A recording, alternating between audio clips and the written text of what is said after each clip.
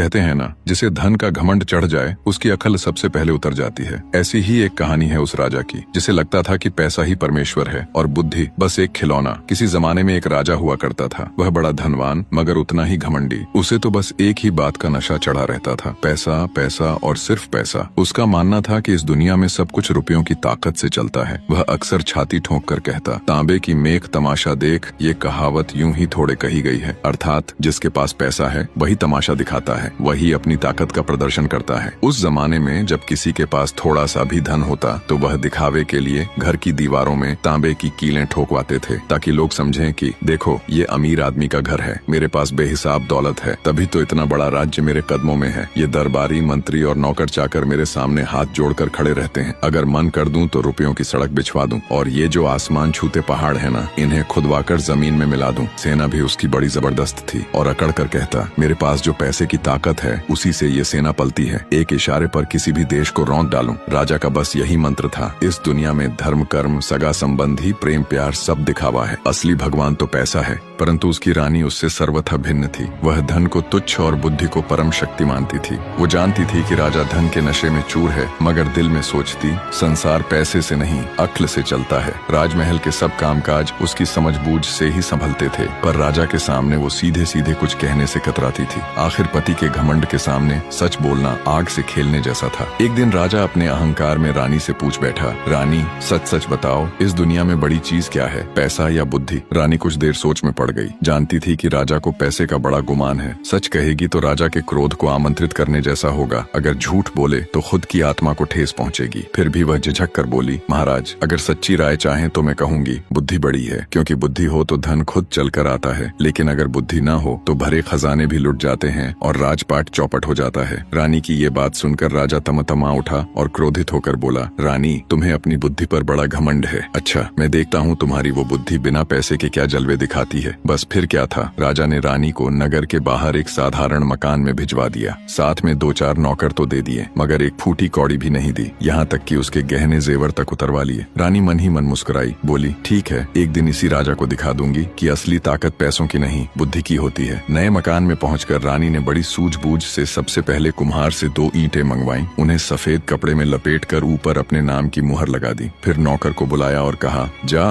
धन्नू सेठ के घर जा और कहना रानी ने अपनी यह धरोहर भेजी है, 10,000 रुपए उधार चाहिए। कुछ ही दिनों में तुम्हारा धन सूद समेत लौट आया जाएगा और धरोहर वापस ले ली जाएगी। नौकर जैसे ही सेठ के पास पहुंचा, सेठ ने धरोहर पर रानी की मुहर देखी तो समझा कि इसमें कोई कीमती जवाहरात होंगे। बिना कुछ खोले ही उसने 10,000 रुपए दे डाले। रानी के पास रुपये लेकर नौकर लौटा तो उसने सोच विचार कर व्यापार शुरू किया। काम फैलने लगा, नौकर चाकर जुट गए। कुछ ही दिनों में उसने सेठ का पैसा सूद समेत लौटा दिया और अच्छा खासा धन भी बचा लिया। उसने उसी धन से गरीबों के लिए मुफ्त दवाखाना, पाठशाला और अनाथालय खुलवाया। देखते ही देखते रानी की बुद्धिमानी के किस्से चारों ओर फैल गए। नगर के बाहर जहाँ उसका मकान था वहाँ बस्ती बस गई, जैसे रानी के हाथों से सुख समृद्धि बरस रही हो। इधर महल में रानी के बिना राजा की हालत ऐसी हुई मानो महल में राजा अकेला पड़ गया हो। पहले जब रानी थी तो हर मुश्किल वक्त में सलाह देती थी, धूर्तों की एक न चलने देती थी। अब उसके बिना महल में चालबाजों की चलने लगी। कोई खजाने से चोरी करता, कोई कर में हेरा फेरी। राजा को कुछ समझ न आता। धीरे धीरे खजाना खाली हो गया, नौकरों की तनख्वाह देना भी मुश्किल हो गया। राज्य की यह दशा देखकर राजा घबरा गया। सोचा अब कुछ दिन राजकाज मंत्रियों को सौंप कर दुनिया देखने निकलता हूँ, शायद मन शांत हो जाए। और इस प्रकार धन लोभी राजा ने अपना राजकाज मंत्रियों पर छोड़कर अपने राज्य से निकल पड़ा था। सोचता जा रहा था कि थोड़ी सैर सपाटा करूं तो मन हल्का हो जाए। अभी नगर के बाहर ही पहुंचा था कि उसे राह में कुछ ठग मिल गए। उनमें से एक काना आदमी आगे बढ़ा और राजा के आगे हाथ जोड़कर बोला, महाराज मेरी आंख आपके पास 2,000 में गिरवी रखी थी, अब मेरा पैसा चुका दीजिए और मेरी आंख मुझे लौटा दीजिए जैसा वादा हुआ था। राजा एक पल को अवाक रह गया, फिर बोला, अरे भाई मेरे पास तेरी कौन सी आंख रखी है, तू मंत्री के पास जा, वही कुछ बता पाएगा। पर वह ठग भी बड़ा जालिम निकला। ठग बोला, महाराज मैं किसी मंत्री वंती को नहीं जानता, मैंने तो आंख आपकी ही चौखट पर गिरवी रखी थी, अब आप ही लौटाइए। जब बाढ़ ही खेत खाने लगे तब रखवाली कौन करेगा? आप राजा हैं, आपसे ही न्याय की उम्मीद है। अगर आपने मेरी आंख नहीं लौटाई तो आपकी बड़ी बदनामी होगी। राजा की हालत पतली हो गई। सोचा कहीं बात फैल गई तो लोग हंसेंगे। बस बदनामी से डरकर उसने 4,000 रुपए देकर उस ठग को विदा कर दिया। थोड़ी दूर गया ही था कि एक और बूझा अर्थात बिना कान वाला आदमी रास्ता रोका खड़ा हुआ। वो भी बोला, महाराज मेरा कान आपके यहाँ गिरवी रखा था, रुपया चुका दीजिए और मेरा मेरा कान मुझे दे दीजिए। राजा को अब समझ आने लगी कि कोई बड़ी ठगी चल रही है, मगर अब करे भी क्या। उसने उसे भी रुपये देकर टरका दिया। ऐसे ही आगे बढ़ते बढ़ते न जाने कितने ठग मिले। सबने वही रोना रोया, कभी आंख गिरवी कभी कान गिरवी। बेचारा राजा तो ठगों के हाथों पूरा कंगाल हो गया। जो थोड़ा बहुत धन साथ था वह सब भी उड़ गया। राजा खाली हाथ भटकता हुआ कुमारी चौबोला के राज्य पहुंच गया। कुमारी चौबोला उस देश की राजकन्या थी, रूप में अप्सरा, स्वभाव में तीखी मिर्ची। उसका प्रण था, जो मुझे जुए में हरा देगा उसी से ब्याह करूंगी। रोज दूर दूर से राजकुमार आते, जुआ खेलते और हार कर कैद खाने में ठूंस दिए जाते। सैकड़ों राजकुमार उसके महल के कैद खाने में पड़े थे। जब राजा उस नगर में पहुंचा तो उसके कानों में चौबोला की सुंदरता की चर्चा पड़ी तो मन ललचा उठा। सोचा, अगर जुए में जीत गया तो यह रूप सुंदरी मेरी होगी। राजकुमारी चौबोला ने अपने महल से कुछ दूर एक खास बंगला बनवाया था। वहीं जुआ खेलने वाले ठहरते थे। राजा भी उसी बंगले में जा पहुंचा। पहरेदार ने राजकुमारी चौबोला को खबर दी तो थोड़ी ही देर में एक तोता उड़ता हुआ आया। वह राजा की बाह पर बैठ गया। उसके गले में एक चिट्ठी बंधी थी। राजा ने खोला, उसमें लिखा था कि जुए में जीतोगे तो विवाह होगा, यदि तुम जुए में हार गए तो तुम्हें कैद खाने में ठूस दिया जाएगा। राजा ने चिट्ठी पढ़ी, मुस्कुराया और जेब में रख ली। थोड़ी देर बाद बुलावा आया और राजा चौबोला के महल में पहुंच गया। और वहां पहुंचने के कुछ समय पश्चात जुआ शुरू हुआ और जैसा होना था वैसा ही हुआ। किस्मत ने दगा दी, राजा हार गया और जैसे ही हार तय हुई पहरेदारों ने पकड़कर राजा को कैद खाने में डाल दिया। उधर जब रानी को खबर लगी कि राजा की हालत खराब है और वो राज्य छोड़कर निकल पड़ा है तो उसका मन व्याकुल हो उठा। उसने तुरंत घर छोड़कर राजा की तलाश में निकल पड़ी। पर ज्यों ही नगर की सीमा पार कर आगे बढ़ी त्यों ही पुराने ठगों की टोली फिर सामने आ खड़ी हुई। सबसे पहले वो काना ठग आया। बोला, रानी साहिबा, आपकी सेवा में अर्ज है। मेरी आंख आपने 2000 में गिरवी रखी थी, अब अपना रुपया लीजिए और मेरी आंख वापस कीजिए। रानी मुस्कुराई और बोली, बहुत अच्छा, मेरे पास बहुतों की आंखें गिरवी रखी हैं, उनमें तेरी भी होगी। ऐसा कर, अपनी दूसरी आंख निकाल दे, फिर जो तौल बराबर निकलेगी वही तेरी आंख है और उसे ले जाना। रानी की बात सुनते ही ठग के तो होश उड़ गए। ठग बोला, रानी साहिबा, मजाक मत करो, मैं गरीब आदमी हूँ। रानी बोली, देर मत कर, जल्दी अपनी दूसरी आंख निकाल, नहीं तो सिपाहियों से निकलवा लूंगी। बेचारा ठग तो हाथ जोड़कर गिड़गिड़ाते हुए बोलने लगा, हुजूर, मेरी आंख वांख कुछ नहीं गिरवी थी, मुझसे गलती हुई, बस मेरी जान बख्श दो। रानी बोली, नहीं नहीं, किसी की धरोहर अपने पास रखना मुझे मंजूर नहीं। अगर आंख नहीं निकालता तो चल 4000 दे दे और दफा हो जा। बेबस होकर ठग ने 4000 रुपए दिए और जान बचाकर भाग खड़ा हुआ। अब वही हाल बूझेगा हुआ। जब उसने देखा कि रानी का नौकर उसके कान पर छुरी रखने वाला है तो वो भी हाथ जोड़कर बोला, बख्श दो सरकार, और 4000 रुपए देकर भाग खड़ा हुआ। इस प्रकार ठगों की टोली को रानी ने अपनी चतुराई से उनके ही माया जाल में ऐसा उलझाया कि उलटे वही लुटकर भागे। ठगों को निपटाकर रानी आगे बढ़ी। रास्ते दर रास्ते पूछताछ करती हुई आखिर कुमारी चौबोला के राज्य पहुंच गई। जब सुना कि राजा तो जुए में हारकर कैद खाने में बंद है तो उसका कलेजा कांप उठा। उसने सोचा, अब मुझे ही कोई चाल चलनी होगी ताकि अपने राजा को छुड़ा सकूं। रानी ने चौबोला के जुए की पूरी जानकारी निकाली, कौन कैसे खेलता है, क्या शर्तें होती हैं, सब पता कर लिया। फिर एक दिन रानी ने पुरुष का भेष बनाया, सिर पर पगड़ी, मूछें लगा ली और सीधे चौबोला के बंगले पर जा पहुंची। पहरेदार ने खबर दी, थोड़ी देर में वही तोता उड़कर आया। रानी ने उसके गले से चिट्ठी खोली, पढ़ी, जिसमें जुए की वही पुरानी शर्तें लिखी थीं। थोड़ी देर बाद बुलावा आया। अब असली खेल शुरू होने वाला था।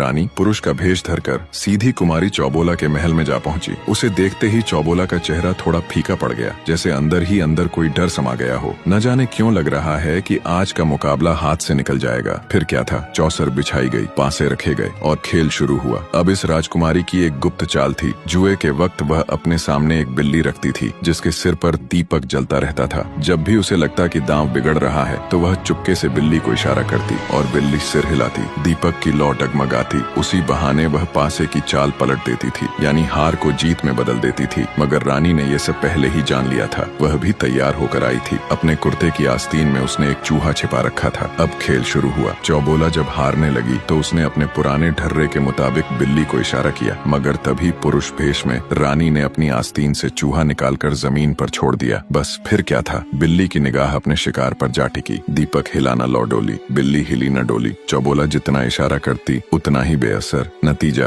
राजकुमारी चौबोला हार गई। ज्यों ही हार तय हुई पूरे नगर में खबर फैल गई, राजकुमारी हार गई। अब उसका ब्याह उस नवयुवक से होगा जिसने उसे जुए में मात दी है। चारों तरफ शोर मच गया, नगाड़े बजने लगे, तैयारियां शुरू हो गईं। रानी, जो पुरुष के वेश में थी, बोली, राजकुमारी, जुए की शर्त के हिसाब से तो हमारा विवाह यहीं तय हो गया, पर भांवरें और बाकी रस्में अपने घर जाकर पूरी करेंगे, वहीं से धूमधाम से बारात उठेगी। चौबोला मान गई। फिर रानी बोली, चलने से पहले एक और बात है। जिन कैदियों को तुमने जेल में डाल रखा है उन्हें छोड़ दो, मगर पहले उन्हें मेरे सामने पेश किया जाए। राजकुमारी ने हुक्म दिया। सारे कैदी हाजिर किए गए। उन सब की हालत जिसने भी देखी उसका दिल कांप उठा। हर कैदी की नाक में कौड़ी पड़ी थी, गले में चमड़े का थैला टंगा था और हाथ में कोल्हू चलाने की छड़ी। उन्हीं कैदियों के बीच रानी का अपना पति, वही राजा, भी मौजूद था। रानी ने राजा की हालत देखी तो मन ही मन रो पड़ी, पर चेहरे पर जरा भी भाव नहीं आने दिया। फिर उसने सब कैदियों की नाक से कौड़ियां निकलवाई, नाई बुलवा कर सबकी हजामत कराई, अच्छे कपड़े पहनाए और स्वादिष्ट भोजन करवाया। सबको आजाद किया और कहा, अब सब अपने अपने घर लौटो। राजा भी उन सबके साथ बाहर निकला, दिल में उस राजकुमार की जय बोलता हुआ जो असल में उसकी अपनी रानी थी, पर अभी तक उसे इसका पता नहीं था। दूसरे दिन सवेरे रानी ने चौबोला को भी विदा किया। हाथी, घोड़े, दास दासी और ढेर सारा तोहफा साथ में देकर अपने नगर की राह पकड़ी। रानी अब भी पुरुष वेश में आगे आगे घोड़े पर चल रही थी और पीछे चौबोला की पालकी धीरे धीरे लहराती हुई आ रही थी। कुछ ही दिनों में वे अपने नगर पहुँचे और रानी फिर अपने उसी पुराने बंगले में ठहर गई। थोड़े दिन बाद राजा भी कैद से छूटकर अपने नगर लौटा। जब उसने देखा कि रानी के घर के आसपास अब औषधालय, पाठशाला और अनाथालय जैसी इमारतें खड़ी हैं, तो दंग रह गया। सोचा, अरे मैंने तो इसे एक पैसा भी नहीं दिया था, फिर इतने लाखों के काम इसने कैसे कर डाले। राजा का दिमाग अब भी उसी पुराने पैसे के घमंड में डूबा था। शाम को उसने रानी को बुलवाया। बोला, कहो रानी, अब समझ में आया या नहीं? आखिर बड़ा कौन, पैसा या अक्ल? रानी कुछ नहीं बोली, बस चुपचाप जाकर उसने सामने रख दिए एक कौड़ी, एक खलीता, एक कोल्हू की हकनी और खली का टुकड़ा। राजा इन्हें देखकर हक्का बक्का रह गया। सोचने लगा, ये सब तो कैदियों के निशान हैं, मगर रानी के पास आए कैसे? उसी वक्त रानी ने चौबोला को भीतर से बुलवाया और राजा के सामने खड़ा कर दिया। राजा का चेहरा एकदम पीला पड़ गया। सब समझ गया,